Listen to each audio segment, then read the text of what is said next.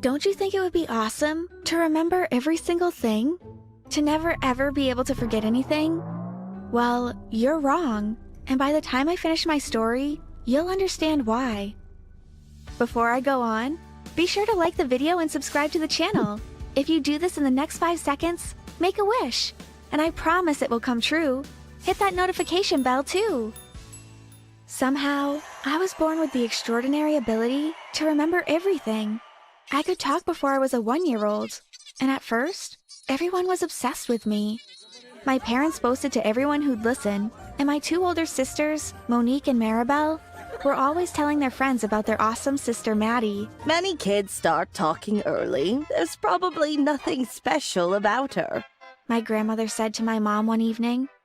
This was apparently enough to convince her that I was ordinary. Then a burglar broke into our house. My sisters were at school, my dad was at work, and my mom was in the shower. I was in my crib poking the eyes of my favorite stuffed toy when I saw a tall man dressed in black towering over me. I didn't scream.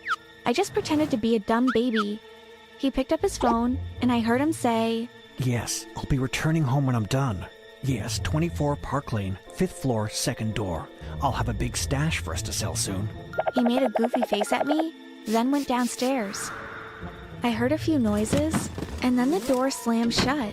My mom ran out of the shower when she heard the door and came straight to my room. Maddie, are you okay? I just heard the door. I wasn't expecting your father until later today. It wasn't Dad. It was a man dressed in black. He made a funny face at me. My mom ran downstairs and screamed. Our television set was gone. She searched her room and all her jewelry was gone. He'd also stolen my father's safe.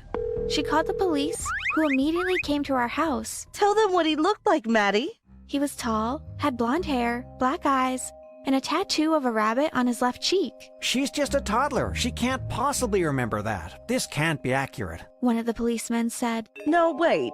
That sounds like the description of the serial burglar we've been after. She mentioned the tattoo. Another officer replied. I have his address too. He told someone on the phone he was going to 24 Park Lane, 5th floor, 2nd door, I said. My mom's eyes opened wide.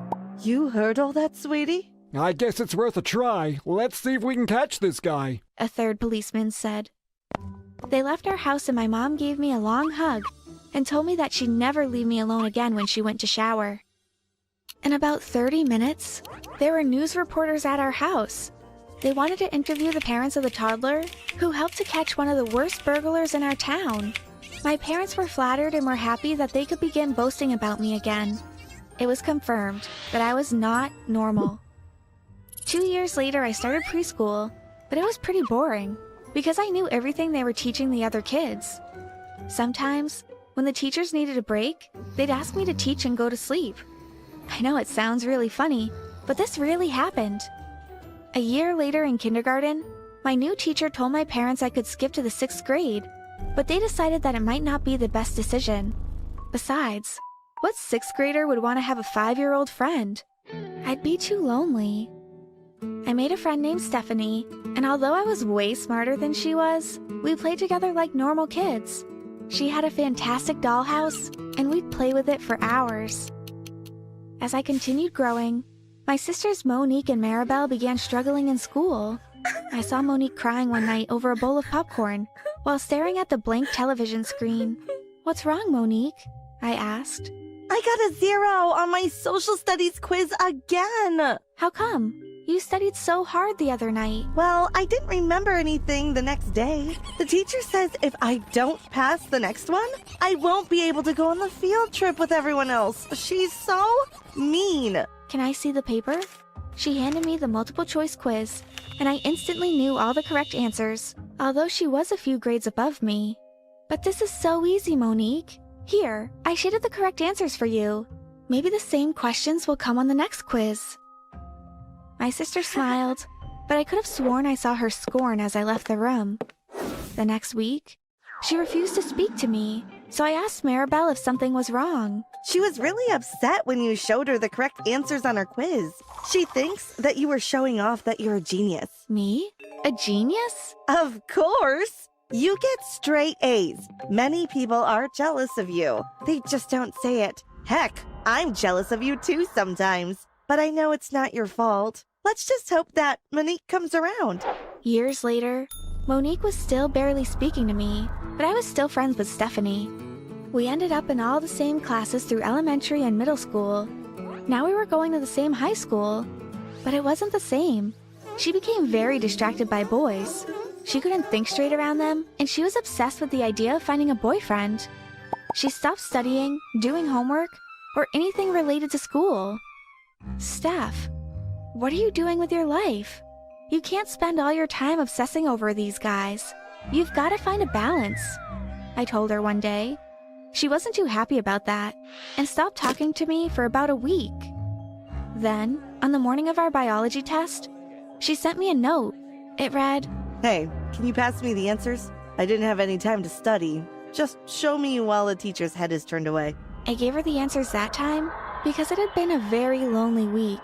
I had no one else to talk to. We both got 100% for that test, and she was very happy. We started hanging out again. But do you know what she did next? She tried to make it a habit. She'd constantly ask me for test and quiz answers, and sometimes she even expected me to do her homework.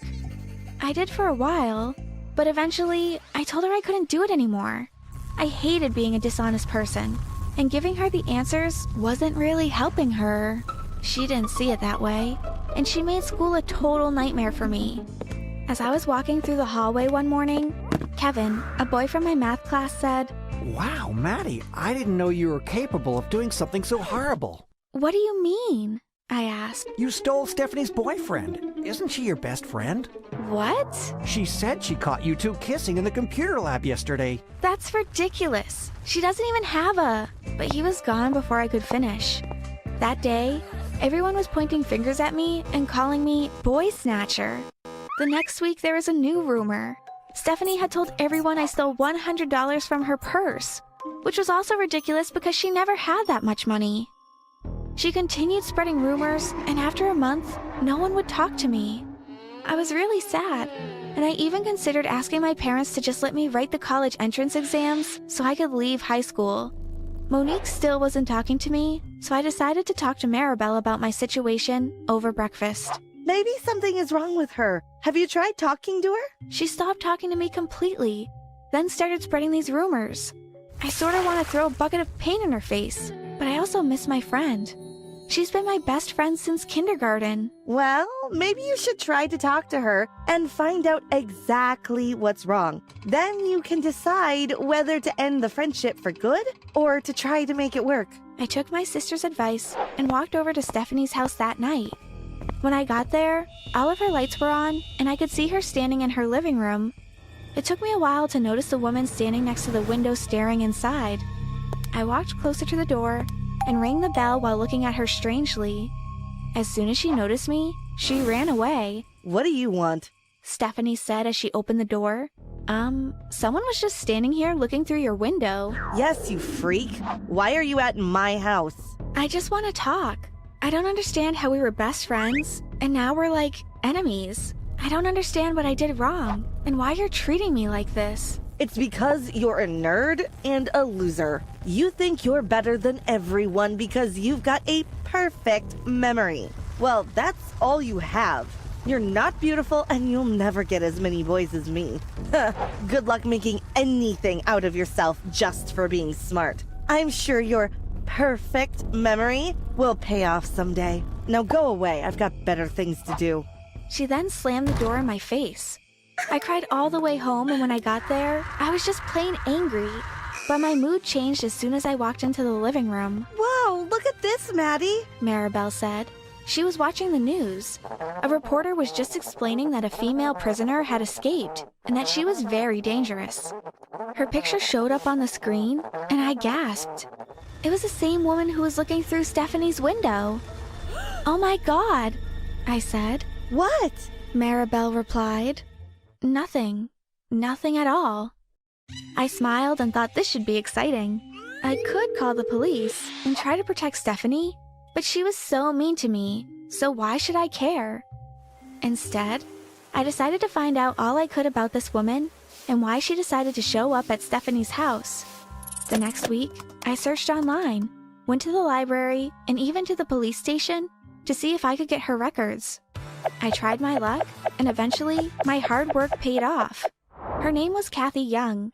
She'd been arrested for gang-related activities, but the most interesting part of her story was that before she'd been arrested, she had given birth to a baby girl. I began to connect the dots. Stephanie looked nothing like her siblings or parents, but a whole lot like Kathy. I had to find out if my suspicions were correct. I found out more about Kathy's gang, and it reached the point where I could identify people who were part of it. I looked for them around town. I memorized their facial features and what they did with their entire day. Then I approached one of them one day. His name was Carl, and he worked at a nearby 7-Eleven.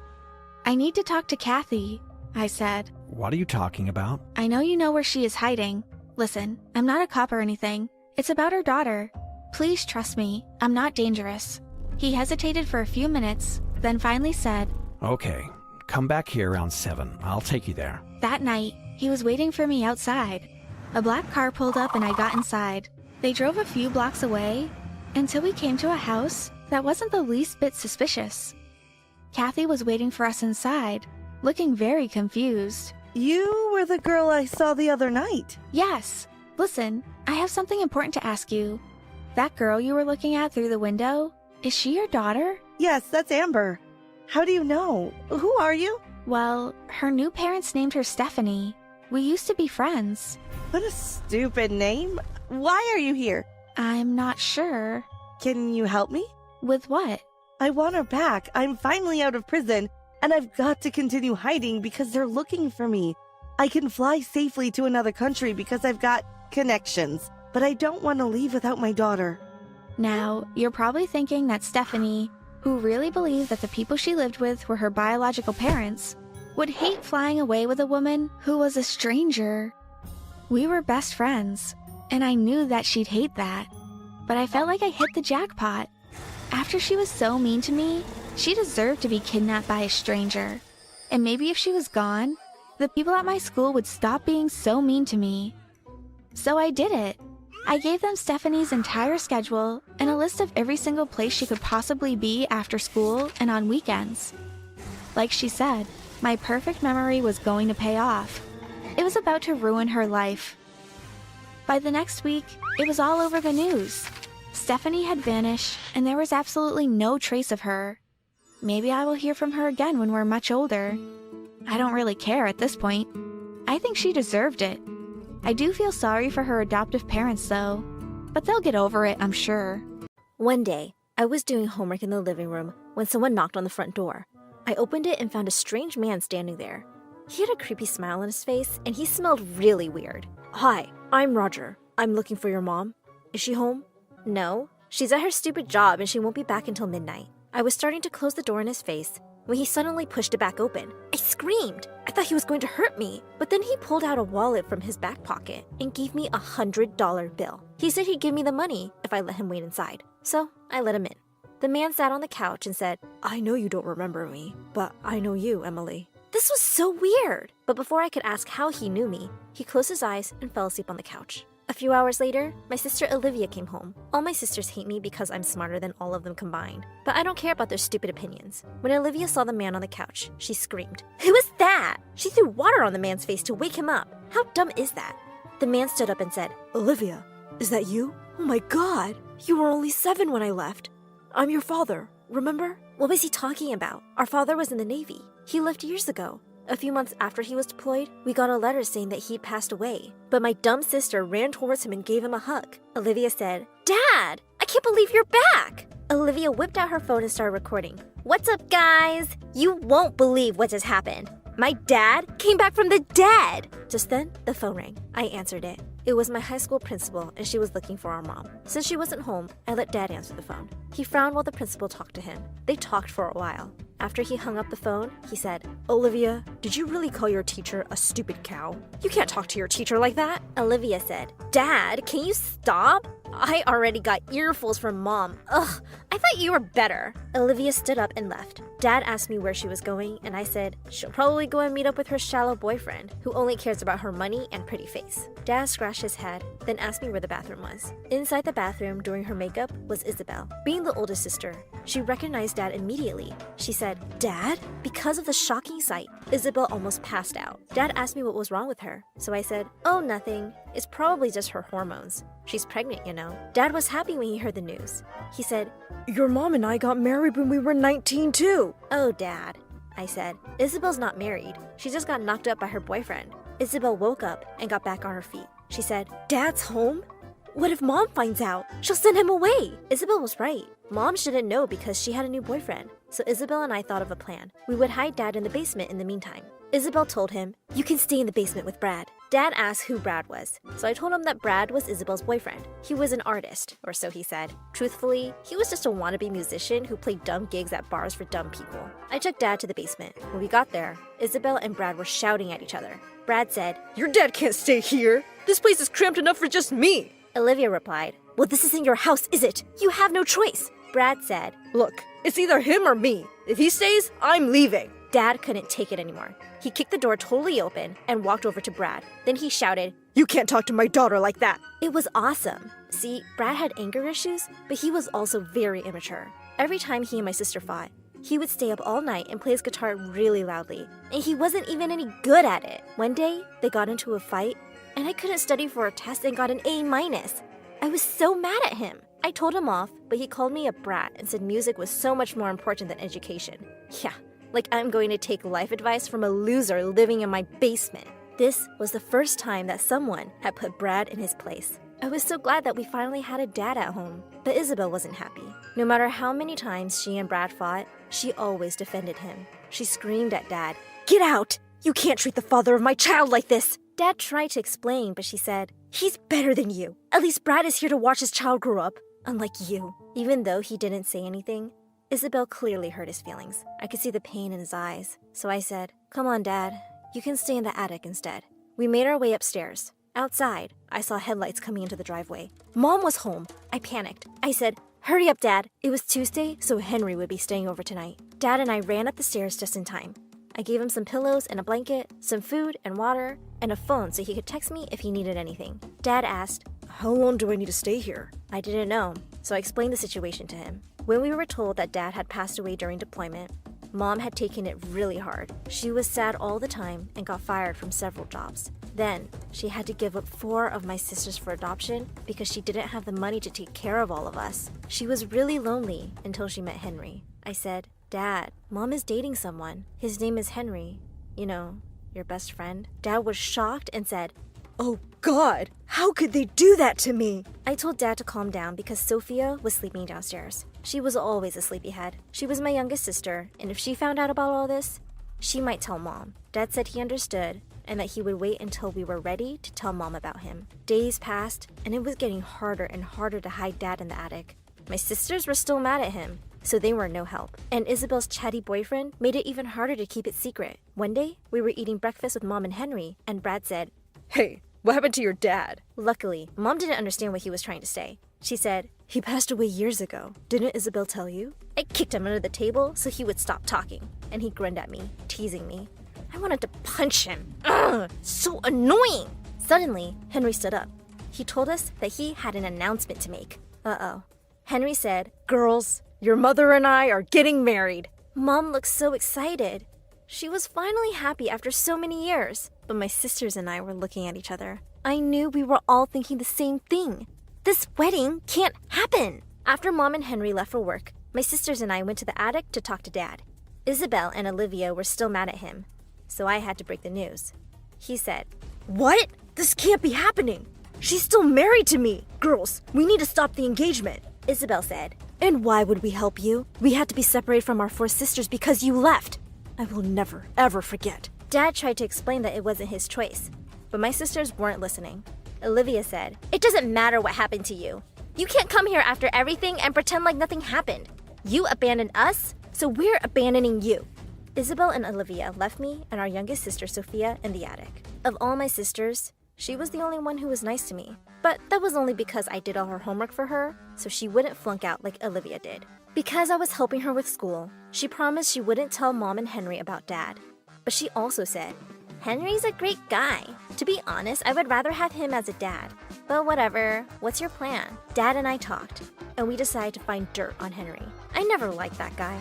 I always thought there was something fishy about how much money he had. The next day, I didn't go to school so that I could have enough time to discuss the plan with Dad. It was only me and him at home. Then I got a text from Jeremy. Jeremy was my boyfriend. But my sisters didn't know about him. I didn't want them to know that I was so into boys, too. I wouldn't be like Olivia, who always got cheated on, and Isabel, who got pregnant so early. No, I'm smarter than that. I read Jeremy's text. I'm coming over. Let's eat pizza and watch a movie in your room. I ran to the door just in time to see Jeremy walking up the drive. He called out, Hey babe, let's watch a movie, but only if you're done with my homework. I need to get an A or my mom's going to kill me. I told him that I wasn't done with it yet because I'd been busy with some family stuff. I added, but I'll finish it tonight. Come in, I want you to meet someone. I took him to the attic to meet my dad. Thankfully, my dad was cool about me having a boyfriend. I think it was because we had bigger fish to fry. We told Jeremy what was going on. He said that if our hunch about Henry was true, he didn't want me to spy on him because it would be too dangerous. He said that he'd do it instead, and I agreed. That night, Dad and Jeremy hid in the bushes outside the house to watch Henry through the windows. I found this out later, but they saw Henry carrying boxes to the basement where Brad was staying. Dad and Jeremy went down to the basement. They could hear what Henry and Brad were saying. Henry said, Did the new shipment come in yet? Brad said, Yeah, bunch of fake LVs are in boxes in the closet. They're gonna make us at least 20 grand, man. By the way, Isabel brought a guy here a few days ago. She said it was her dad. She wanted to hide him here. Henry said, That's impossible. Their dad's my best friend, and he passed away while serving in the Navy. After hearing this conversation, Jeremy got scared, so he ran up the stairs and left. From the attic, I watched him run down the street like he was being chased. Dad came back up to the attic and told me everything that had happened. Then, I received a text from Jeremy. It said, Your family's weird. We should break up. I was so surprised when I read this message. I thought Jeremy really loved me. So I texted him back to ask him if he ever loved me, and he replied, Nah, man. I just needed you to get good grades. It broke my heart. I started crying. So Dad hugged me and said that everything was going to be okay. While I was crying, the front door slammed downstairs. We heard Mom and Olivia shouting at each other. Mom screamed, You're useless! And Olivia screamed back, That's funny. I didn't hear you say that when I was giving you money.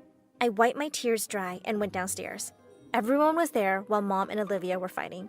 My sister said, I make a lot of money now. I don't need to stay here anymore. Mom said, Well, you're still a minor. I'm your legal guardian, so whatever you have, it's mine too. Olivia said, Not for long. I'm going to make Dad my legal guardian. Mom said, Well, Henry isn't your birth father, so that's not going to happen. Before Olivia could say anything else, I pulled her aside and told her to calm down. But she got mad at me instead. She ran to her room and slammed the door behind her. When everyone had gone, Sophia said to me, You should tell Mom that Dad's here before things get out of hand. I told her to stay out of the grown-ups' business, and she said, Listen, you little... But before she could continue, she fell asleep on the couch. I realized that Jeremy was right. My family is weird, but I wanted to fix everything. A few days later, when no one was home, I went to the basement to see what Henry and Brad were hiding. I opened the closet and found 10 huge boxes filled with fake designer clothes. For that many counterfeit items, a person could get at least a few years in prison. Suddenly, I heard footsteps coming into the basement. I hid behind the boxes in the closet, heart racing. But then, I heard Olivia and Isabel talking. I sighed in relief. I was going to leave my hiding place when Olivia said, I'm looking for my old suitcase. I'm moving out, and Dad's coming with me. What? I couldn't believe that Dad was leaving with Olivia without telling me. Isabel said, I want to break up with Brad because he's such a good-for-nothing loser. Can I come with you? Olivia said, Of course, sis. You know what? We should take Sophia with us, too. Isabel asked if they should take me, too, and Olivia replied, We'll leave her here. She's useless anyway. They laughed like evil stepsisters as they schemed to leave me behind. Weeks later, my sisters had completely moved out. After they left, Brad had no reason to stay in the house anymore. One night, I overheard him and Henry talking about moving the boxes somewhere else. I couldn't let them get away, so I called the police and told them about the boxes. They went to the house with a search warrant. While the police searched, Brad and Henry kept looking at me like they wanted to punish me for snitching on them. But I didn't care. I was happy to finally get rid of them. The police found the boxes and arrested Brad and Henry. When the police questioned Henry, he also confessed that he planned my dad's kidnapping so he could get rid of Dad, date Mom, and use our house for his business. Everything finally made sense. When Mom and I got back from the police station, We had some visitors waiting for us. Mom looked like she'd seen a ghost. She just stood there staring at Dad, speechless. Dad said, "Hey, babe, I've missed you." She finally managed to whisper, "Is that really you, my love? How is this possible?" Dad took her in his arms, and she sobbed and laughed as he explained everything. Isabel said, "We heard what happened. Are you okay?" I was shocked to see her worried about me. I was even more shocked to see that she'd given birth to a beautiful baby girl. My sisters apologized for treating me badly and thanked me for being brave enough to call the police. Then Olivia said, "Let's leave this place and start fresh. We can be a complete family now." So Mom and I packed our things and moved in with Olivia, Isabel, Sophia, and Dad. We sold the house and used that money to start a new life. The best part of it all? We reunited with our 4 other sisters, and our parents are back together now. This is the family I've always wanted. I'm so happy with how things turned out.